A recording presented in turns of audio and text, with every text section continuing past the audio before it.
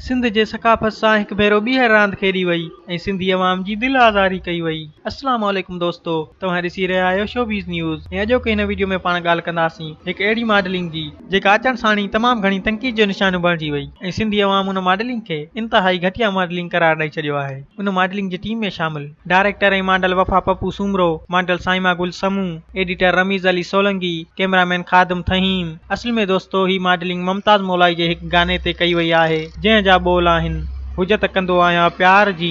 यादि रहे त ममताज मोलाई खां हिन गाने ते मॉडलिंग करण लाइ इजाज़त बि न वरिती वई हुई ऐं उन खां अॻु में बि हिननि ममताज मोलाई जे गाननि ते मॉडलिंग कई आहे, पर हिननि कॾहिं बि ममताज मोलाई खां इजाज़त न वरिती आहे।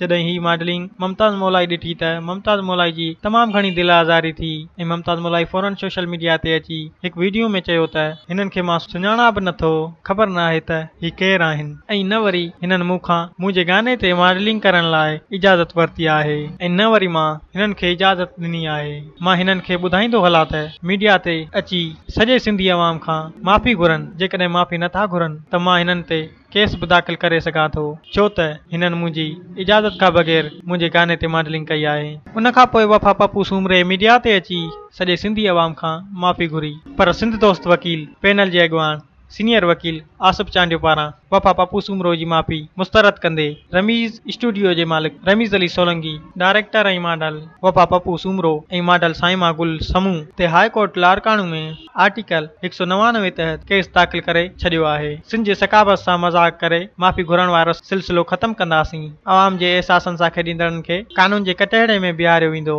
सिंध जी सकाफ़त ते कंहिंखे बि वार न करण ॾींदासीं। सीनियर वकील आसिफ चांडियो। जीअं त नाज़रीन, ही वीडियो पहिरीं रमीज़ स्टूडियो जे फेसबुक पेज ते हलायो वियो हो, पर जॾहिं बाद में तनक़ीद थी त हिन वीडियो खे हिननि उतां हटाए छॾियो।